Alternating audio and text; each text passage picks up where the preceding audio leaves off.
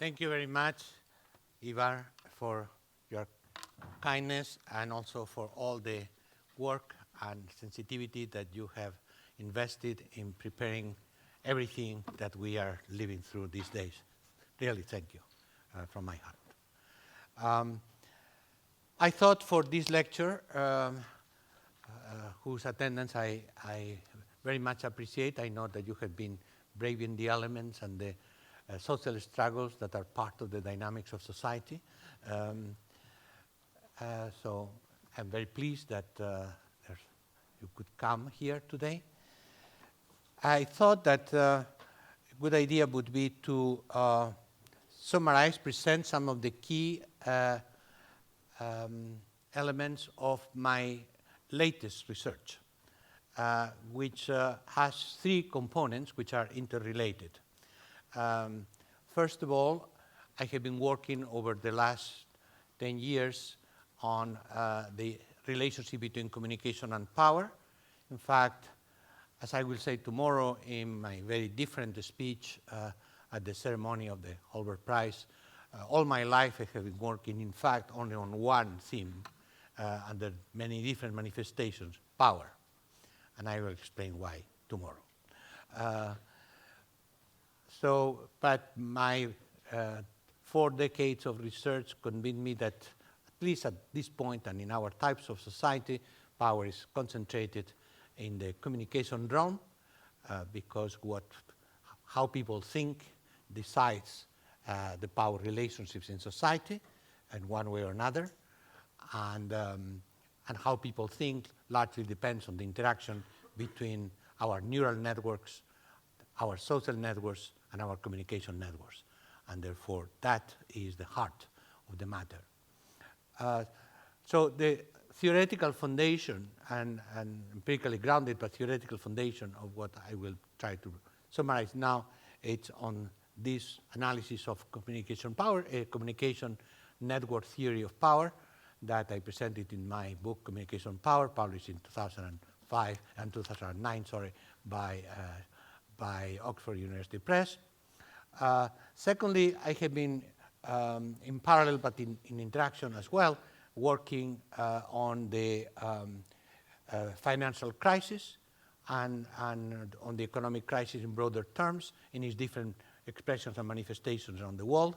That's a research program I directed over the last 4 years and is being published now by Oxford University Press under the title of Aftermath, the Culture of the Economic Crisis, to be published next month, and which argues fundamentally that the economic crisis is not economic, it's cultural and political. And so we analyze with a whole network of researchers that I coordinated, including my colleague Terry Rantanen from the London School of Economics. And in addition to the book, we have also produced a pack of 4 DVDs, which are on the web, that you can find under the title Aftermath. We are now in the movie production, maybe the Los Angeles influence at this stage of my career. And then, which shows the structural contradictions of the system together with the analysis of communication power. And then the interaction between the two is where the dynamics is, and these dynamics, for me, all over my life, has been social movements are the agents of change in society at large. Very much as my old friend Joran, I was struck in late 2010 by the emergence of new social movements of new type, in my opinion, while being social movements, which are permanent agents of historical change, and I started to work on it. I started, by the way, where this type of movements against the financial crisis and against the irrelevance of political institutions to help people was first denounced, Iceland, of all places. So it started with Iceland and then Tunisia very quickly, and then kept going through the Arab revolutions and the Spanish Indignados movement and the Occupy Wall Street and different other movements in the world. And the result of this finally, I wrote a fast, short book, first time in my life. The result of all this is a new book titled Networks of Outrage and Hope, which is going to be published in September by Polity Press. You can see the Cambridge connection there. So I'm going to try to summarize in this lecture this book, because it's really my latest research and also probably the one research that brings me back to some hope for social change in a world that is falling apart, which I wouldn't mind necessarily for the system, but just happen that we are part of the system, we are falling apart too, unless we reconstruct ourselves. So that's what the title of the lecture is, Network Social Movements, which are the new social movements of this network society. And that's what I will try to summarize briefly. So we start from the premise that social movements throughout history are the producers of new values and goals, and on which the institutions of society are transformed to represent these values by creating new forms to organize social life. If power relationships shape society, social movements exercise the counterpower to challenge the power relationships that are embedded in society's institutions. Social movements start by constructing themselves in the first place through a process of building their autonomy, and building their autonomy through autonomous communication. And this is, for me, throughout history, it's not just now. Communication that would be free from the control of those holding institutional power. Because mass media are largely controlled by governments and media corporations, in the network society, communicative autonomy is primarily constructed in the internet networks and in the platforms of wireless communication. Digital social networks offer the possibility for largely unfettered deliberation and coordination of action. However, this is only one component of the communicative process through which social movements relate to society at large. They also need to build public space by creating free communities in the urban space, now and then. Since the institutional public space, the constitutionally designated space for deliberation, is occupied, the institutional public space, by the interests of the dominant elite and their networks, social movements need to carve out a new public space that is not limited to the internet, but makes itself visible in the places of social life. And this interaction is what I will try to show in my analysis of these new social movements. The social movements that have sprung up from around the world in 2010, 2012 did originate, of course, from the structural economic crisis and from a deepening crisis of trust in the institutions of society, both at the same time, particularly leading to a major crisis of political legitimacy.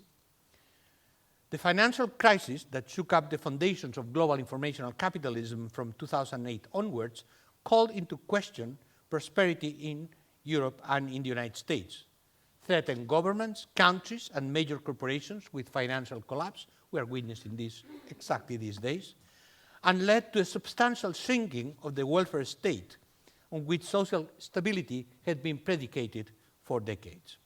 In fact, the crisis is being used to attack the welfare state. The global food crisis impacted the livelihood of most people in the Arab countries, something that has been overlooked sometimes, as the price of basic staples, particularly of bread, reached unaffordable levels for a population that spends most of its meager income on food.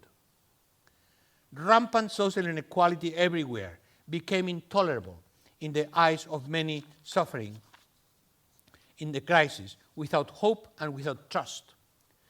The cauldron of social and political indignation reached the boiling point. Yet, social movements do not arise just from poverty or political despair. They require an emotional mobilization, triggered by outrage against blatant injustice, and by the hope of a possible change as a result of examples of successful uprisings in other parts of the world, each revolt inspiring the next one by networking images and messages in the internet. This is because social movements are not simply mechanical reactions to crises or to problems. They are enacted by human beings, and human beings are fundamentally motivated by emotions and feelings, as modern neuroscience, exemplified, for instance, by the works of Antonio Damasio, has shown. So, what we know from the theory of affective intelligence in political communication is that the trigger of emotional behavior is anger, and the repressor is fear. Anger increases with the perception of an unjust action and with the identification of the agents responsible for the action. This is experimental research. Fear triggers anxiety, which is associated with the avoidance of danger. It's very simple.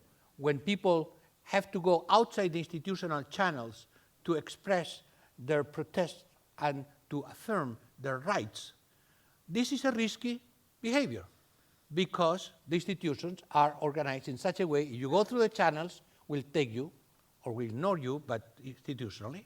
But if you go out of the channel, sorry, here we are. And therefore, it's risky. And therefore, it's risky in Cairo, certainly, but it's also risky in Barcelona or in New York. Different levels of risk, but some people are also end up in the hospital. So to overcome fear, which is what holds together social order, societies are based on fear. To overcome fear is a need for risk-taking behavior, which comes from anger. When the process, because fear triggers anxiety, but anger leads to risk-taking behavior.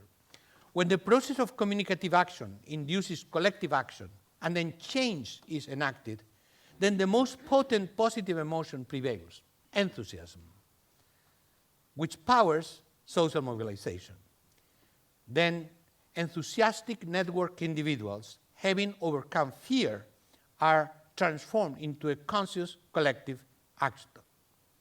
Social change results, therefore, from communicative action that involves connections between networks of neural networks from human brains, stimulated by signals from a communication environment through communication networks. The technology and morphology of these communication networks shape the process of mobilization and thus of social change, both as a process and as an outcome. And in recent years, these communication processes have experienced an extraordinary transformation, both technological and organizational, with the rise of what I have called, as Andrew said before, mass self-communication based on horizontal networks of interactive, multi-directional communication on the internet and increasingly on wireless platforms of communication. This is the new context at the core of the network society as a new social structure. And it's in this new organizational, technological, cultural context where the new social movements of the 21st century are being formed. So rather than debating about if these are not social movements or they are social movements, let me summarize the empirical findings of my global research on which are the distinctive features of these particular social movements, meaning those that I have mentioned before, which had been the most potent social movements in recent times, and which continue to develop under different forms in different societies, from Chile these days to Russia, although they are more political than social, but ultimately we see a relative spread of these social movements to different forms of viral diffusion. So here is my key list of the main features of these social movements. First of all, they are networked in multiple forms. The use of the internet and mobile communication networks is essential, as I will argue in a moment, but the networking form is multimodal. It includes social networks online and offline, as well as pre-existing social networks and networks formed during the actions of the movement. Example, one of the key networks in Egypt was the networks of the soccer fans of different clubs that existed there, particularly among the popular strata, and who were absolutely physical, face-to-face, and located. But they mobilized on the basis of the calls in the internet. So networking technologies are meaningful, however, because they provide the platform for this continuing expansive networking practice that evolves with the changing shape of the movement. The movements are usually rooted in urban space through occupations and street demonstrations, but their ongoing existence takes place in the free space of the internet. Because they are networks of networks, they can afford not to have an identifiable center and yet ensure coordination functions as well as deliberation by interaction between multiple nodes. And therefore, they do not need a formal leadership. They do not need a command and control center or a vertical organization to distribute information or instruction. This decentered structure has three major impacts on the quality of the movement. First of all, it's very difficult to repress. You cannot cut the head, there are no heads. Second, it increases the chances for participation. You don't have to adhere to anything, to follow any instruction. You just go. There is an occupation, you go. There is a network in the internet, you connect. Anyone can do it. You don't have to swear loyalty to the revolution. You just do it. Third, it actually preserves and protects the life of the movement against the most dangerous destructive tendency in the movement, bureaucratization and manipulation from the inside of the movement. No one can manipulate because people simply don't go, don't accept manipulation. They don't recognize any authority from inside the movement. We'll come later to the issue. So, can it be effective, such a movement, such a chaotic movement? Well, for the moment, they have changed the political and social landscape of public debates when all the other movements, more politically traditional in the last years, had failed. So I insist, this movement usually starts on the internet social networks. It's a protected space. It's a space that can be surveilled but not controlled. We can discuss later about this difference. Surveilled but not controlled. But they become a movement only by occupying urban space, be it the standing occupation of public square or the persistent street demonstrations. The space of the movement is always a hybrid space, exactly, made of the interaction between the space of flows in the internet and wireless communication networks and the space of places of the occupied sites and of the symbolic buildings targeted by protest actions. It's not whatever building, it's a specific symbolic building that symbolizes power and control. This hybrid of cyberspace and urban space constitutes a third space that I call the space of autonomy. Because this autonomy can only be ensured by the capacity to organize in the free space of communication networks, but at the same time can only be exercised as a transformative force by challenging the disciplinary institutional order, reclaiming the space of the city for the citizens.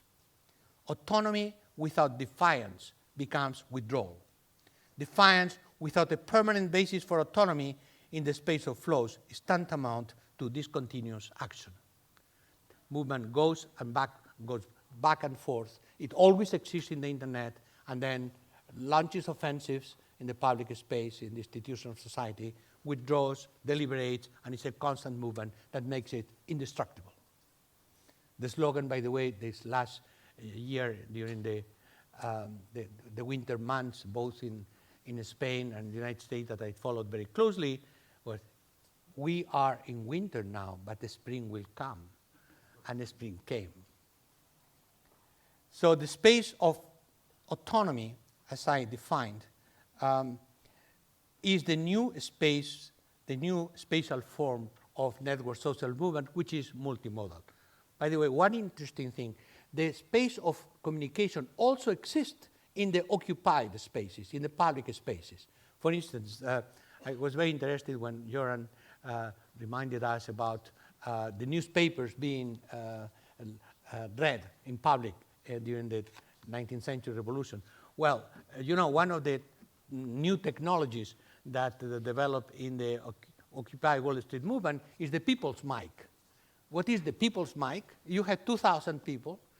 Rather than having a very loud speaker, someone says something in at the beginning of the crowd, and then the next line repeats to the next line, repeats to the next line, and then you create the people's mic that sometimes goes over thousands of people. It's very similar in that sense. But more clever because, you know, to read the newspaper, you had to reread the newspaper in every line. So that's the people's mic. Another key feature, movements are local and global at the same time. They start in a specific context for their own reasons. They build their own networks and construct their public space by occupying urban space and connecting to the internet networks. But they are also global because they are connected throughout the world. They learn from each other's experience. They refer to each other.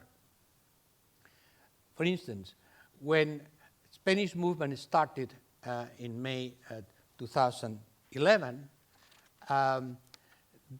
they had two symbolic gestures. Their first slogan was, "Iceland is the solution." Well, Iceland is the solution sounded like a stupid slogan. Look at the situation in Iceland now. They nationalized the banks. They put some of the key bankers in jail. They brought to trial the prime minister. And guess what? The Icelandic economy, small as it is doing much better than any other European economy. And the Icelandic krone has been revalued dramatically against the euro. And they are crowdsourcing a constitution launched by all the citizens that will be approved this month by popular referendum. In other words, not be normative, but I'm just saying when people say, well, Iceland, how Iceland can be the solution? Well, for the Icelandic people has been the solution. The other matter is how much this can be extrapolated, and certainly not in a transposition of the terms, but is an experience from which other people learn. The other thing they did in Barcelona was to name the main square of Barcelona, Plaza Catalonia, Tahrir Square. When Adbuster, the Vancouver-based journal, called for occupying Wall Street, they called in July to occupy Wall Street on September 17th, they refer explicitly to the example of Tahrir Square and the Spanish Indignados movement, and so on and so on. When about 2 weeks ago, on the anniversary of the movement in Spain and in all the Spanish cities, in Barcelona, the first thing they did when they reoccupied the square for 3 days was to rename the square in 4 different things. One space was called Tahrir again. Another space was called Iceland. Another space was called Puerta del Sol for Madrid, so that the Catalans and the people from Madrid are on the same place. And the other one was named Liberty Square, which is the occupied space in New York. In other words, it's a direct, conscious connection to be global, starting from the local, going to the global and reinforcing the local, and constantly networking on the internet. So the movements are not neither local or global, are local, and that's the new form of social movements. In terms of their genesis, these movements are largely spontaneous in their origin, or almost systematically spontaneous. And they are usually triggered by a spark of indignation, either related to a specific event, self-immolation, or to a peak of disgust with the actions of the rulers, like bailing out the banks, paying hefty sums to the bankers, but jeopardizing the savings of people's life. In all cases, they are originated by a call to action from the internet, from the space of flows, that aims to create an instant community of insurgent practice in the space of places. The source of the call is less relevant than the impact of the message on the multiple unspecified receivers whose emotions connect with the content and form of the message. And the original messages are very different. In some cases are a manifesto of indignation. In other cases, like in Egypt, was one woman posting in her blog a video that then was uploaded in YouTube and saying, aren't you ashamed? People are killing themselves out of hunger, and we cannot do like the Tunisians are doing. Men of Egypt, rise up. And she said, you know what? I'm going to go by myself to Tahrir Square. Would you come to protect the girls? So, of course, playing with the irony of the sexist patriarchal society. And in fact, she went. She was arrested, but that triggered the movement. The power of images is fundamental. YouTube has probably been, talking about social media, the most potent mobilizing tool in the early stages of the movement because of the images. Then, of course, Facebook, the place where people are and therefore where people organize, and Twitter, the one organizing concretely the mobilization, connecting from people to people. Movements are viral. They follow the logic of the internet networks. This is not only because of the viral character of the diffusion of messages themselves, but because of the demonstration effect of movements springing up everywhere. If they can do it, I can do it. We have observed virality from one country to another, from one city to another, from one institution to another. Seeing and listening to protests somewhere else, even in distant contexts, inspires mobilization. Why? Because it triggers hope that something is possible. The transition from outrage to hope is accomplished by deliberation in the space of autonomy. Decision-making usually happens in assemblies and committees designated in the assemblies. This is not a theoretical model. It's what has happened in the last year and a half. These are leaderless movements, not because of the lack of would-be leaders, because of the deep, spontaneous distrust of most participants in the movement toward any form of power delegation. Right or wrong, they had it enough. No more delegation of power. I am the source of power, and I assume myself the responsibility of this power. There are multiple instances in which some of the participants are more active or more influential than others just by committing themselves full-time to the movement. But these activists are only accepted in the role as long as they do not make major decisions by themselves. And if they do it, they are immediately countered. So in spite of the obvious tensions in the daily practice of the movement, the widely accepted rule is the self-government of the movement by the people in the movement. Concretely in the movement, meaning physically they are right there. Not membership of the movement, not leadership in the movement, being there. And therefore, who is represented in the assembly? The people who at that point are in the assembly, period. So this is at the same time an organizational procedure and a political goal. For them, they are setting the foundations of a future real democracy by practicing it in the movement. In other words, it's not a discourse about the new democracy, You build democracy by doing it now. Again, these are the words of the movement. Don't take my words. I can tell you later what I could think. But these are what the movement say, but literally in all the places. That's the important thing. My book starts with a systematic comparison between Iceland and Tunisia. And if Iceland and Tunisia follow some very, very closely similar model, something is common there, right? In completely different cultures, societies, and situations.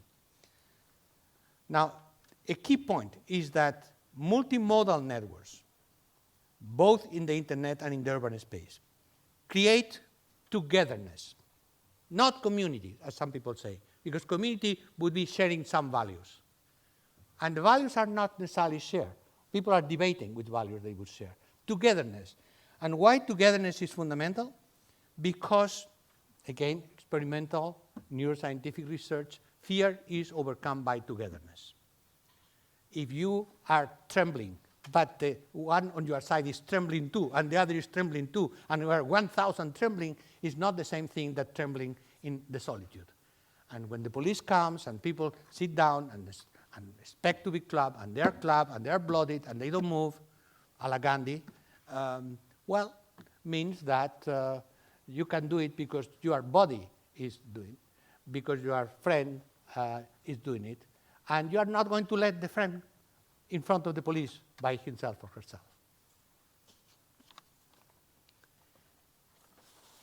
More important, the horizontality of networks supports cooperation and solidarity while undermining the need for formal leadership.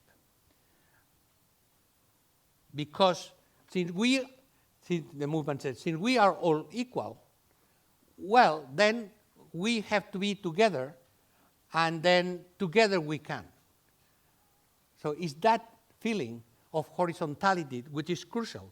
So what appears to be the weakness of the movement, lack of organizing, lack of leadership, lack of directions, is the strength of the movement. It's what allows them to stay together. These are also highly self-reflective movements. They constantly interrogate themselves as movement and as individuals about who they are, what they want to achieve, which kind of democracy and society, to avoid the traps and the pitfalls of so many movements that had failed by reproducing within themselves the mechanism of the system they want to change, particularly in terms of political delegation of autonomy and sovereignty. This self-reflexivity is manifested in the process of assembly deliberations, but also in multiple forums on the internet, in a myriad of blogs and group discussions on the social networks. The movement constantly forms and reforms itself and constantly debates. One of the key themes in these debates is the question of violence everywhere. This is a question that the movements encounter again and again. By and large, the movements are non-violent movements, not simply that they don't engage in violence, that they reject as a principle engaging in violence.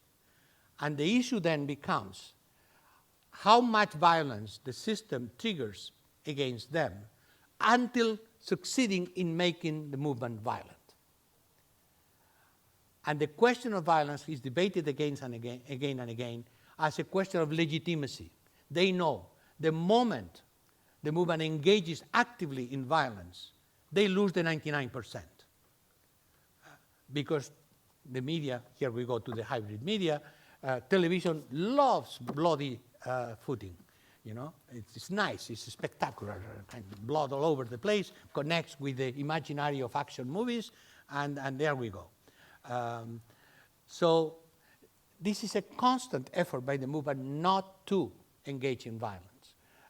Not always succeeds, but this is because there are groups who are very simplistic, and the Black Bloc and other youth groups who love to engage in violence against the police, and of course the police loves that because that's the language they know, and then this can escalate fast. So in the Spanish movement, particularly in the last month, was a huge debate about how to restart the movement without falling into the provocations that the government was preparing, because the government had forbidden the occupations And they actually occupied for 3 days and was no violence.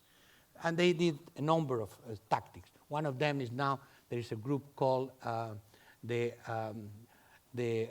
Indignant Grandpa, people over 70, who protect the movement, who are around the movement, and that they're the first ones that the police has to club. And that's complicated, because they cannot be accused of being violent anarchists. So there are a number of tactics. In one moment in Barcelona 2 weeks ago, there was a moment of tension in which going in front of the stock exchange of Barcelona, the demonstration, some people, as usual, started to, well, do something, not terrorist action, you know, they really started to throw some paint on the police protecting the stock exchange. I mean, paint. You don't die from paint. But of course, the police immediately charged. It was a moment where could be large-scale violence. It was prepared in the movement. They had the tactics. Suddenly, a theater group appeared in the street, dressed in shiny silver costumes, saying, "We are the reflection of the crisis." And they started to play a fantastic play about the crisis. And everybody stopped. The police didn't know what to do. The violent people started to look and diffuse the whole thing, and the demonstration continued. But all this is not spontaneous.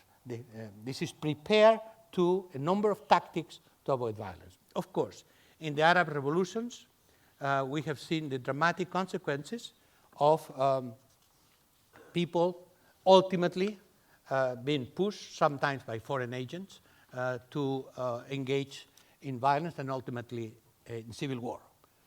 Libya, Syria is still not there. It's not really, unlike what people say. It's a movement and it's a civil war at the same time. But the movement for the moment is stronger than the civil war.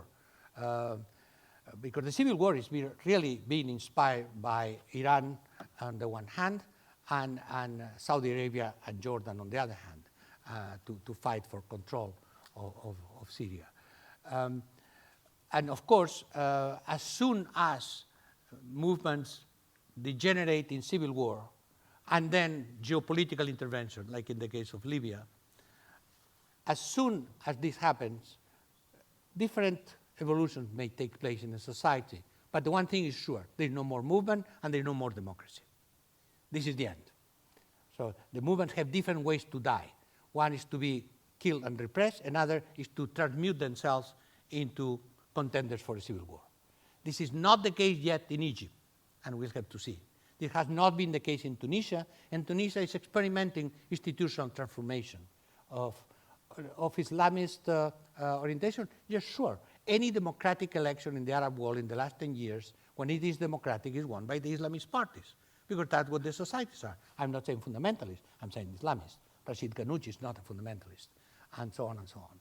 So the key issue of violence is what threatens the movements of being agents of transformation and becoming simply contenders in civil wars or being delegitimized in the public opinion at large.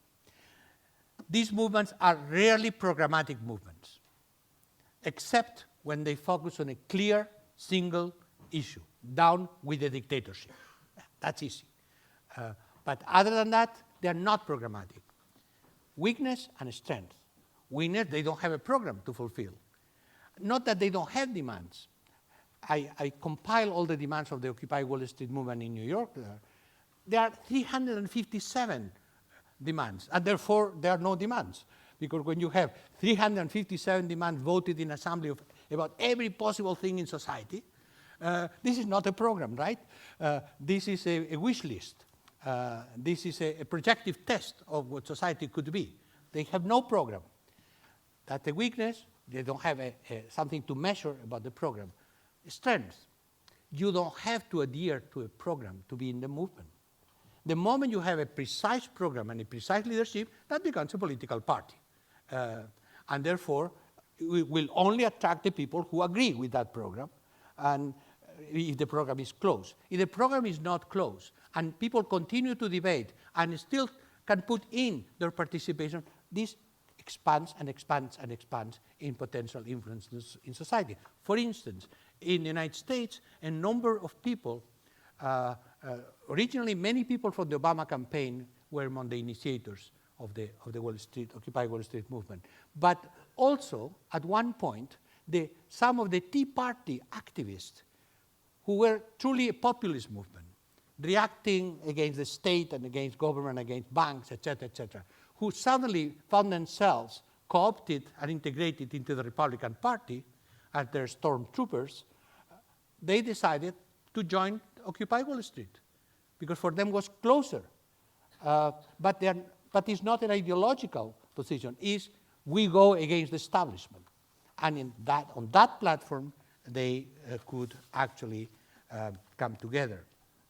Now, all this, of course, becomes extremely complicated for those who want to go fast and find the solution and translate all this into immediate action.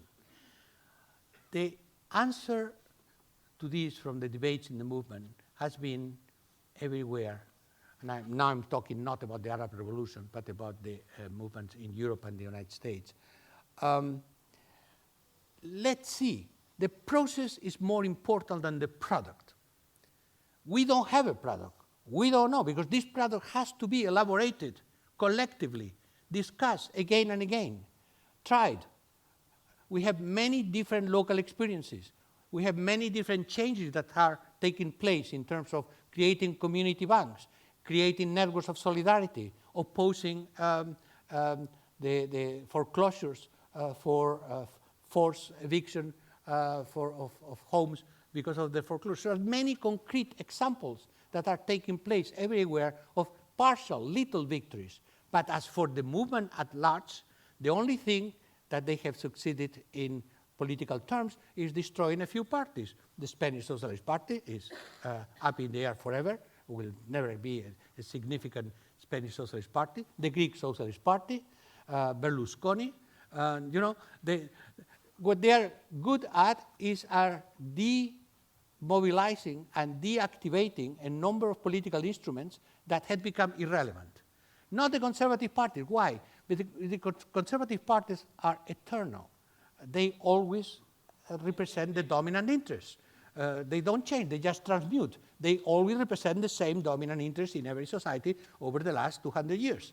But the parties that are supposed to change something in society are those that are most vulnerable when people start massively saying, we don't care about you, you can die, nothing happens actually better because people will not be misled by your action. That's important. The slogan that is most popular in the Spanish movement is, we are slow because we go far. Where we go, we don't know. We are debating it. Don't hurry up. We had the whole life. Yes, the crisis is there. The crisis will precipitate it, but the crisis, all the political parties are trying to save the banks, period. There's no difference. Only exception is Greece, and that's why they may be punished to the end for daring to oppose the logical order of saving the banks first and then see what is left for people. That's the discourse of the movement, right? So, one last point, the so what. So what? So what happens with society, with the crisis, with the institutions, with the political system, if this movement is not able to operate changes at the institutional level? There are a couple of observations. First of all, what is fundamental in this process, as in all process of historical change, is the changes in the minds of the people. The changes in the way people think. Not politicians think, people think at the first stage. The notion is, if people think differently, ultimately, in societies, pure repression or pure blocking in the institutional system will not be able to stop such change. Now, how we know that people are changing their opinion? Well, there are a number of indications. Among other things, there is quite a deep current of sympathy for these movements, which, by the way, are illegal, right? Do illegal things, occupy space, and still there is a great deal of sympathy for these movements throughout the world. The last international poll on this, last March, shows that in 23 countries, polled by Gallup, more people support the movement than oppose the movement, except in Japan. Well, Japan. More people support the movement. Still, it's a big chunk in the middle who don't know. But one would expect illegal movements challenging the entire institutional system to be largely opposed. It's not the case in terms of the public opinion. In specific countries, in Spain, for instance, 3/4 of the people still today support the goals of the movement, support the existence of the movement. They agree with the criticism. They agree with what they propose in general, meaning controlling the banks, changing the electoral law, controlling the government, cleaning up corruption, etc. So there is a mental change. In the United States, one of the key things is that the understanding of society by people at large in the United States has changed dramatically in the last 6 months. For instance, for the first time since the opinion polls started to ask the question in the last, since 1987, for the first time, people in the United States consider that the main conflict in society is between rich and poor. You call it class struggle? Maybe. Never before was the majority of people in the United States thinking that there was a major conflict between rich and poor. No, the American dream is you are poor, if you work hard, you will become rich. Not anymore. Not anymore. The notion of the 1% versus the 99% is now in the public discourse, from Obama to the Congress and to the majority of people. There is some statistical debate, which is interesting in terms of symptom of not understanding. It's not 1%, it's 5%, sure. So till 95% on the other side. So the notion that is both potential conflict of interest and a dramatic rise of inequality, this is new. This is completely new in the mentality of the American population. Not in Europe, but just in America. So a number of indications in that sense. So if you want to, for me, for one moment, and only because I'm here, to speculate, which I don't usually do in my writings, all this energy, all this mental transformation, how this ultimately may go into transforming the institutions of society which ultimately would affect policies and would change. Well, in the political system, in principle, this is channeled through democratic elections, political parties, etc. There's a little problem there, that all the key political parties in all the countries agree on one thing, to preserve the system, to give people the chance to say something, you want A or you want B, within the same parameters every 4 years, and that's it. And that's what the criticism from the movement is. This is not democracy. This is not real democracy. And this is not the old discussion about bourgeois democracy, not bourgeois democracy. No. Everybody agrees with democratic institutions, with the notion that people should actually vote, and this is the way to do. The point is that the system is so much controlled by the electoral law, by the construction of the parties, by the financing of the campaign, by the control of the media, by all the things that ultimately make only possible to vote for one of the two blocs. And if the two blocs agree on one thing, for instance, bailing out the banks and not the people, you have no chance. You cannot do anything about it. And therefore, the notion I want to introduce here is the relatively slow movement of history. Social movements are the levers of social change. They change the values, they change the minds of the people in society, but the translation of this into the institutions and then into policy takes time, takes crisis, takes deepening of the crisis. And if I could compare, I would compare with, Joran would help me in this, with the second half of the 19th century in Europe, when the political system were dominated, either dominated by the conservatives, period, and no democracy, or were dominated by the controversy between conservatives and liberals. We were two wings of the same, basically, social order. And under such conditions, new society was transformed, working class started to exist, working class movements started to rise and develop in different countries. All this did not have expression in the liberal parties.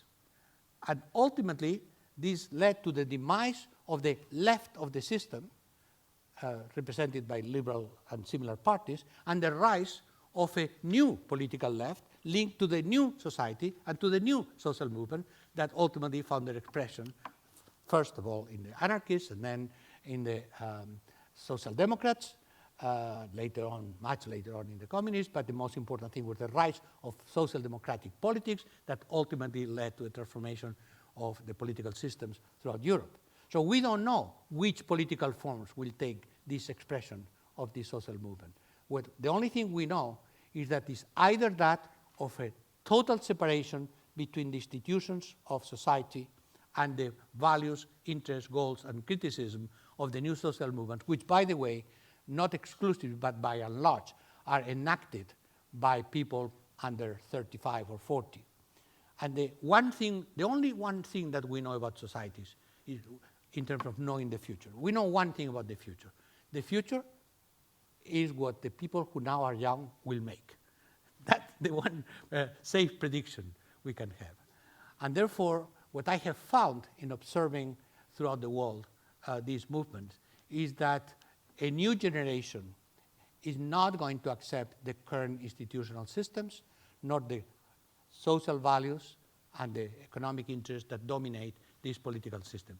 How this will translate into institutional reform is for people to decide and for social scientists to follow very closely and to understand the profile of the new world which is now emerging in front of us. Internet, not internet, of course with internet. People live in the internet. The young generation lives on the internet. But this is not internet which is creating this movement. It's these movements which are using internet and reshaping internet as a platform of autonomy, as a way to put forward an autonomous critique of a system that has run its historical course. Thank you for your attention.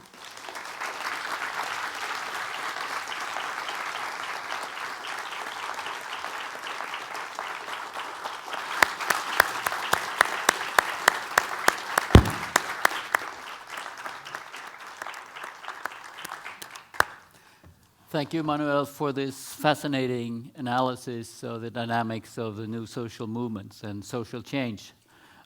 We have about 10, 15 minutes for questions, comments. So please, anyone? Just...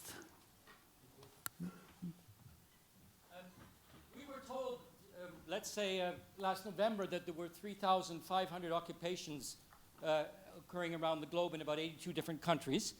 To some people's acute embarrassment, not one of these was happening in Norway.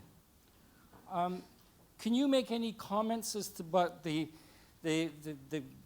prognosis for nurturing genuine outrage in a society that's so thoroughly bribed as this one? Well, now, I'm careful about not saying anything too concrete in societies that I don't know. And I like very much being in Norway. I have not been too many times. This is my third time. But I would not pretend to have any real knowledge. Therefore, I will be cautious. However, actually the occupations overall are over 6,000 and in 900 cities in 85 countries at different moments in time. So it's absolutely widespread. But there are occupations and occupations. I have given talks at a number of occupied sites. Amsterdam, I wouldn't say was a great occupation. It was usually a concentration of homeless that found it more comfortable to be there. and more protected than in the streets. But why countries, if there's no outreach, there's no occupation. Because occupations start with outreach, real occupations. So the question actually should be why there's no outreach in Norway. And actually, I would extend to Finland, which is a country I know better, I know well actually, and really not occupation in Finland. So I would probably say that the last remnants of democracy in the world are in Scandinavia. We know that. So it's a possibility that people still believe, well, no, we know that people still believe about slightly over 50% here and in Finland that they can use the institutional channels to defend their interests, which is really not the case in the rest of the world. Overall in the world, 2/3 of citizens, according to all international polls, don't trust their government, their politicians, their parliaments, and the political class has become a dirty word. Not so in Scandinavia. Although the trend is toward decreasing legitimacy, but still not down there. However, in Scandinavia, as my friend Terje Rantanen may comment later, we see in Scandinavia and other countries like the Netherlands, we see signs of a different type of social mobilization, delegitimizing democracy, right-wing populism, ultranationalism, xenophobia, racism, sexism. Is a different expression, is even more destabilizing than social movements. I actually would argue in the case of Spain that to have 47% youth unemployment and social peace is largely thanks to the fact that the movement as such offers channels of protest and participation which are peaceful and which are debatable. So my guess, and I hope I am wrong, is that the partial failures of some mechanisms of democratic integration in Scandinavia could lead rise to right-wing populist movements, which had been really proliferating in the last 5 years. No one expected the true Finns to go to 20% of the vote a year ago. No one expected to have what I would call in the old terms an anti-fascist front, but it's not anti-fascist, but all the 8 other parties in Finland governing together to stop the true Finns. So this is an issue. You have your Party of Progress, which I would not assimilate because assimilations are horrible. Every country has its own institutions, but has some elements of ultranationalism and populism, some elements. So that is another way in which the traditional forms of a stable political participation are perhaps eroding in Scandinavia. But this certainly you know much better than I do. Just out of paying attention to the important question, I made my comment.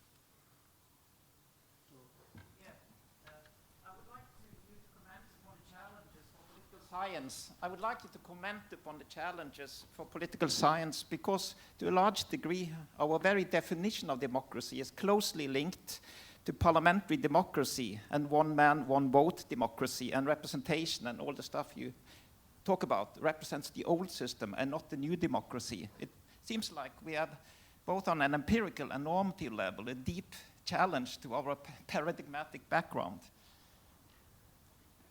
Thank you. Well, you see, partly what is expressed in many of these movements, and in that case I personally subjectively agree, is that parliamentary democracy is a necessary but not sufficient condition for democracy. Largely because it has been shaped according to the interests of the parties that at one point were dominant in society and are not necessarily dominant anymore in terms of the public opinion, and they're not flexible enough to include the new public debate. For instance, electoral laws. I think this is a critical thing. One of the things I did for the Spanish movement when they asked me is to propose a reform of the electoral law. Because electoral laws, among other things, are based on the notion in most countries, not in Israel, by the way. The Israeli movement is one of the largest and most important movements of all, and one of the most successful. One of the key things is to be completely disproportionate in terms of giving more seats to the majority parties, by definition, through different mechanisms. In Greece, it's even more. The party that has even one more vote gets 50 additional seats. So therefore, deviating toward non-proportional representation and also not stimulating enough political participation. So there is an increasing distance between the results of the elections and what people think in society. That's a crisis of legitimacy. So forms of participatory democracy, there are all kinds of ideas being floated around. For instance, what Helen Margaret was proposing this morning on the basis of the British experience, that we're still at the beginning, but the internet offers extraordinary potential for citizen participation. My comment always to my friend Helen is that, yeah, but we have the technical tools, we have the knowledge in most of society, but we don't have the political will of the governments anywhere to increase participation. I don't know any government, but I don't know the Norwegian government, but I don't know any government in Europe that is interested in broadening dramatically citizen participation. They just pay attention when there are movements, hoping to survive, reach the next election, and hoping that the whole thing will come. There is a fundamental non-participatory attitude in the political class. And people feel it, and people perceive it.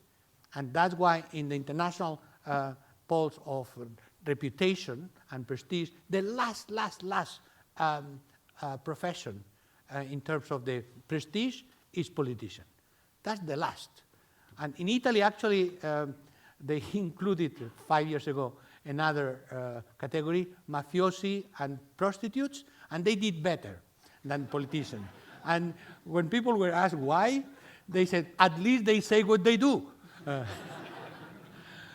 So there is a crisis, but it's not against parliamentary democracy, neither me or people in the movement. The whole thing about communist critique, Trotskyite, these are marginal, absolutely marginal in the movement. Anytime a Trotskyite raises the hand and tries to speak, you know that in the movement it's a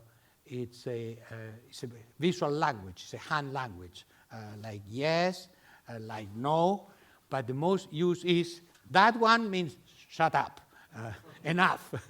So anytime the Trotskyite starts talking, after 1 minute, everybody starts like this. Thank you. We have now very few minutes left, but we have 3 persons on the list, and there are no more room for comments than the people we have here. Göran? Well, I would like to put it this way. I think, your great survey of social movements issues into, and as you did in your conclusion, the questions of the possibilities and parameters and preconditions of social change. And you made this parallel with the new social forces which emerged in late 19th century Europe. But I would like to ask you what you think of another more modest model of social change, which we both participated in. I mean, the so-called 1968 movement, which, certainly failed in when it tried to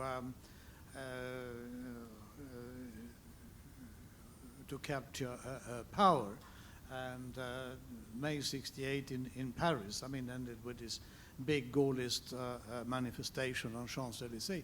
But nevertheless, we can see now in retrospect, that even though, we didn't capture governments, we certainly did change a lot of institutions, and not only the family and schools, but also enterprises and management and so on. So I wonder, what do you, do you draw a similar conclusion from our experiences of 1968, and is that something which might also give a perspective of what the current movements might lead to, even if they don't manage, I mean, to overthrow the political system by sort of forming new political formations, but nevertheless changing social institutions of various kinds? Absolutely. Well, I think we can share with our friends here the fact that Göran and I started 45 years ago in Lund, and then he came to visit me in Paris when I was with my daughter, and actually he was at home and say hello to you. Well, I was demonstrating, and he joined the demonstrations, etc. First, I absolutely agree with you that the 68 movement, it can be documented, did not fail. Because it failed in not seizing power, but the Communist Party wanted to seize power, not the movement. Can you imagine Cohn-Bendit president of France? No.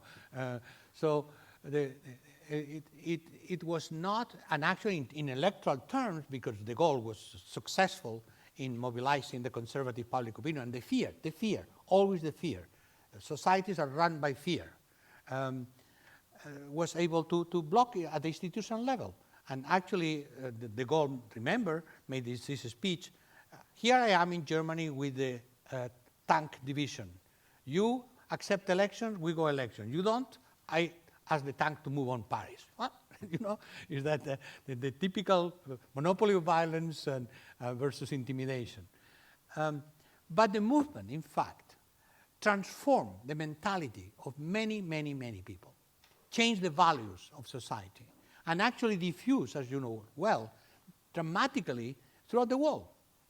Certainly in Italy, with an explosion, in Spain, in Germany, a little bit in England, even in Japan. They occupied the University of Tokyo in Japan as a response of to the movement. So the values were changed, and many of the values that were in the movement, that were debated in that movement, had become now mainstream values. Women's rights. The movement, remember, started as a revolt against sexism of the French institutions and sexual repression, fundamentally. Women's rights, environmental issues, peace, human rights, where all these values were minority values, were values among small groups of people, became debated in the public and ultimately permeated many political parties, including the Socialist Party, that was nothing, and took some of these values. So I would argue absolutely that the May 68 movement was a very successful movement in transforming the mentality of many people in the French society and in other societies. Now, what at the same time, I would say in terms of the difference with these movements, having been in both, we were too ideological at that time. We really believe in political ideologies, different, anarchists, Marxists, different kinds. This movement is very ideological. Of course, everybody has an ideology, but they have the ideology of non-ideology. Even the anarchists, which would be the most consolidated ideology in most of these movements, they are so anarchist that they don't want to be anarchists, because that would be too much of an organizing and a label and an ideology. So it's dissolving ideology, dissolving all forms. So it's kind of a zero ground of innocence.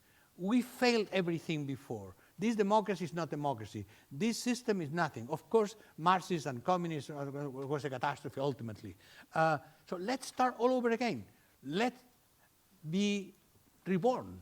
So that's the attitude in this movement. In that sense, we were giving lessons to the world. They want to learn lessons from the world, and that's a different thing. Thank you.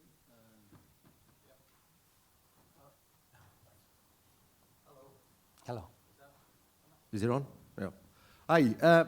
Yeah, thanks for your talk. I was Very interesting.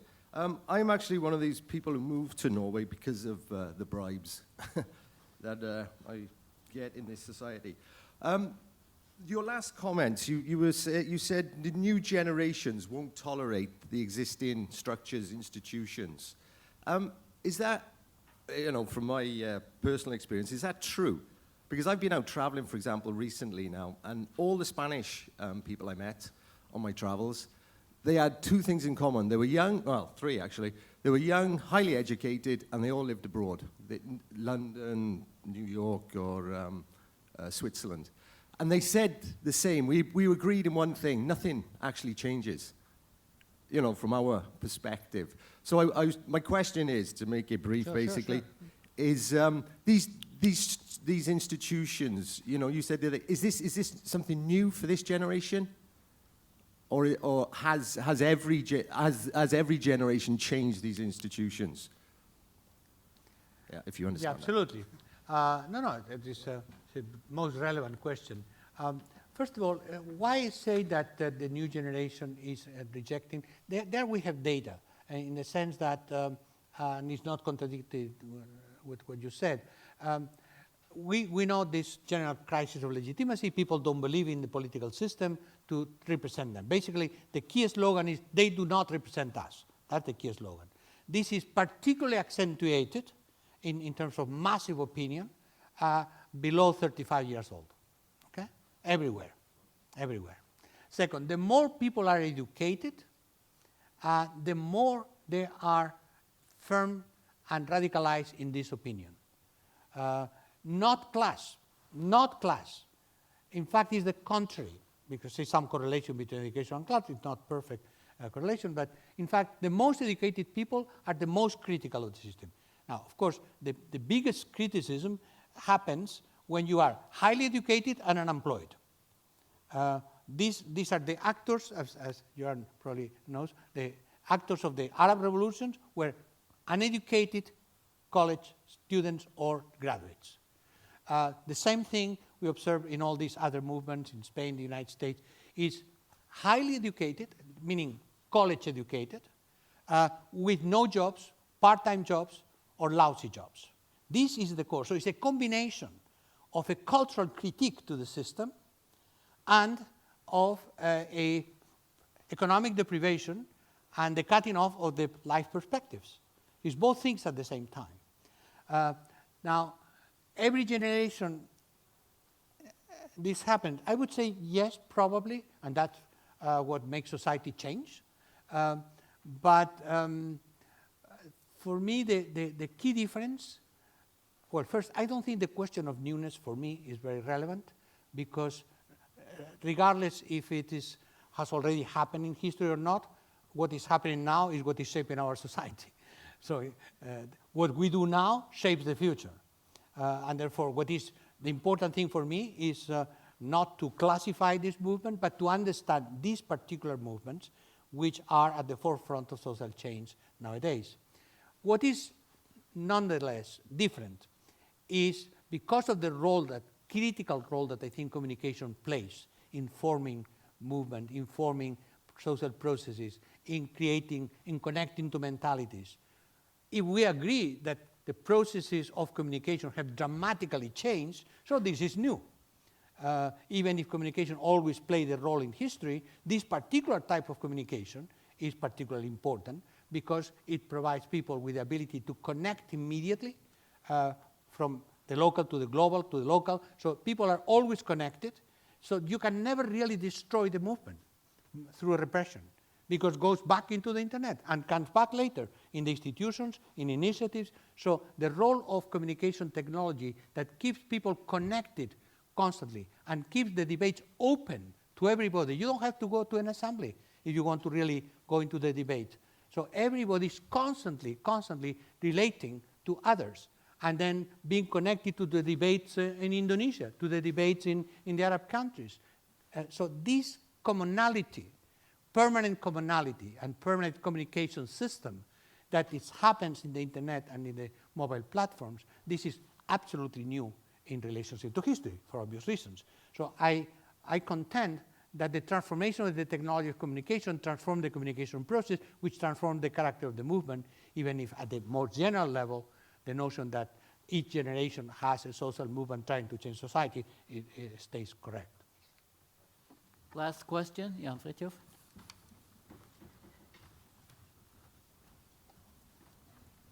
Well, thank you once more for a very enlightening and interesting presentation. And as for myself, I am both convinced and enlightened by your points of view. But then, of course, the question, which is in a sense now hovering above us, is what's next? Mm-hmm. What's coming? And the basic question is, will the political establishment be able to respond adequately to these new expressions in society? Or will it just be a kind of a standoff where you hope that the enthusiasm once more will then go away after a certain period of time? And the next question will be, can the political establishment respond adequately?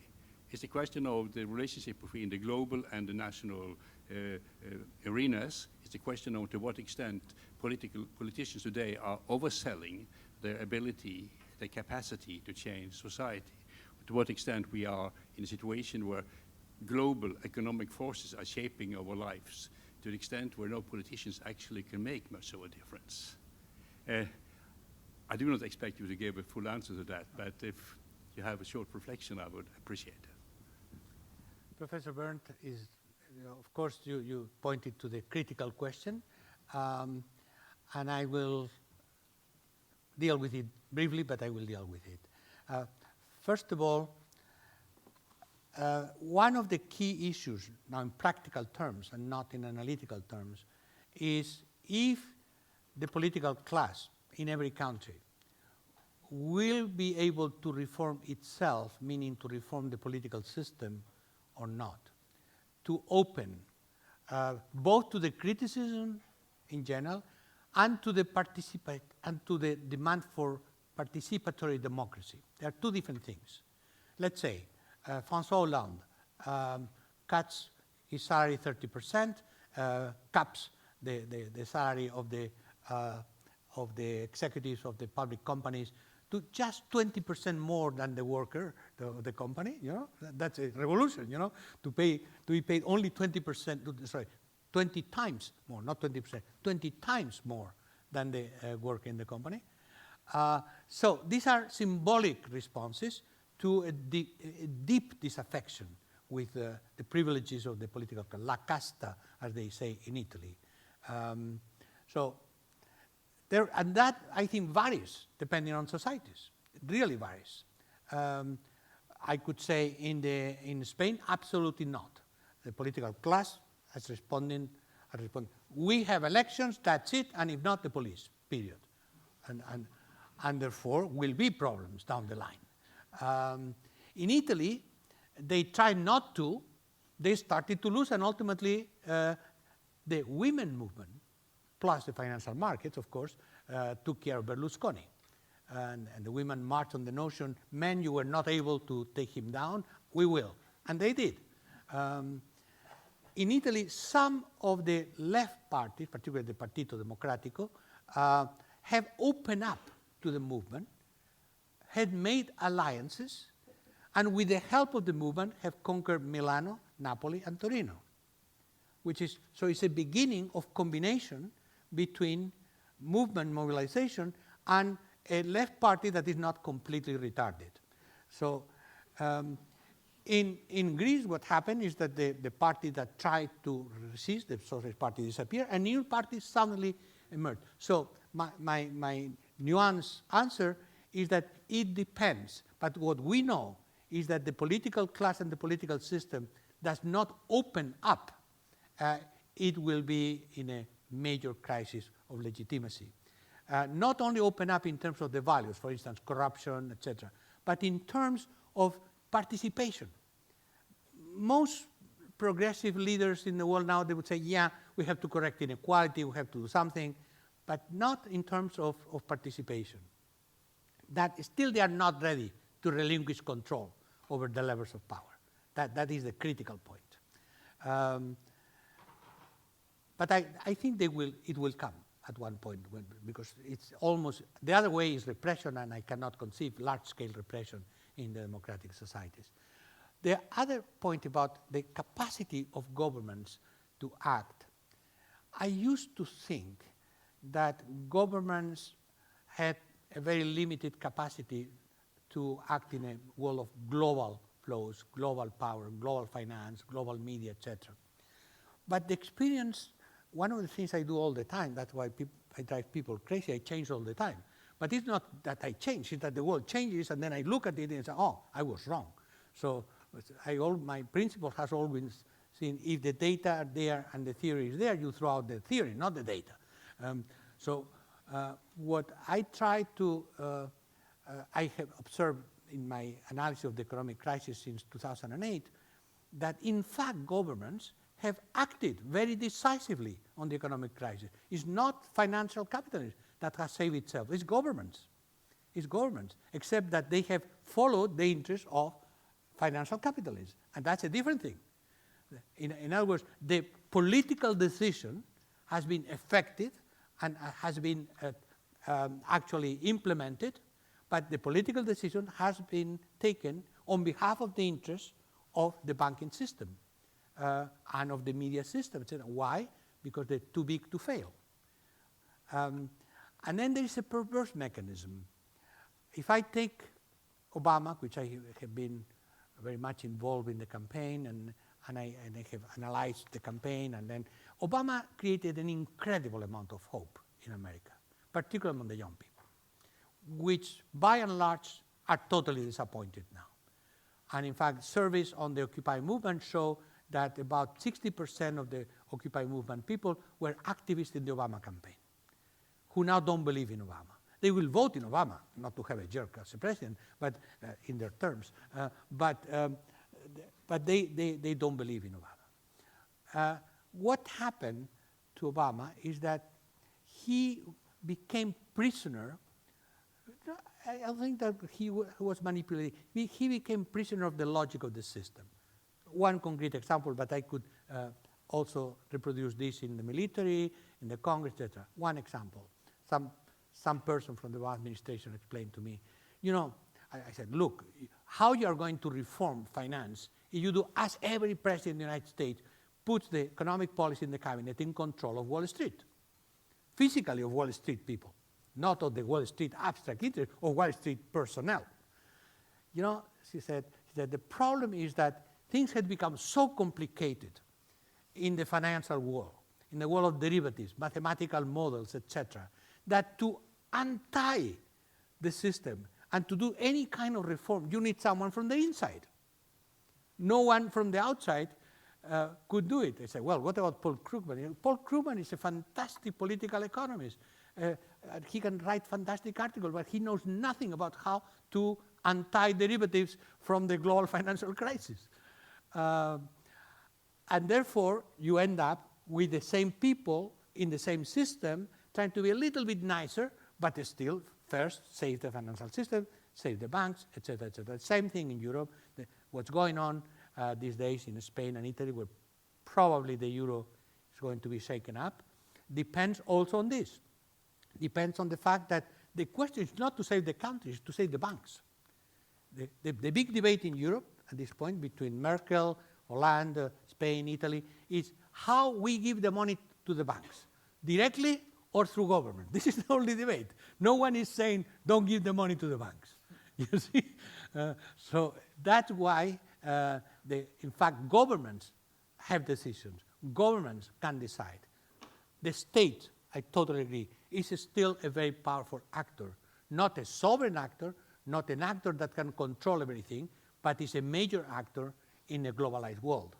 But if the state is paying attention to interests which are not the interests of the citizens first has to serve the interests of the global flows and then of the local population, then there is a problem of legitimacy and at the same time a problem of implementation of reform policy, because without popular support they cannot stand up to the interests of the global flows.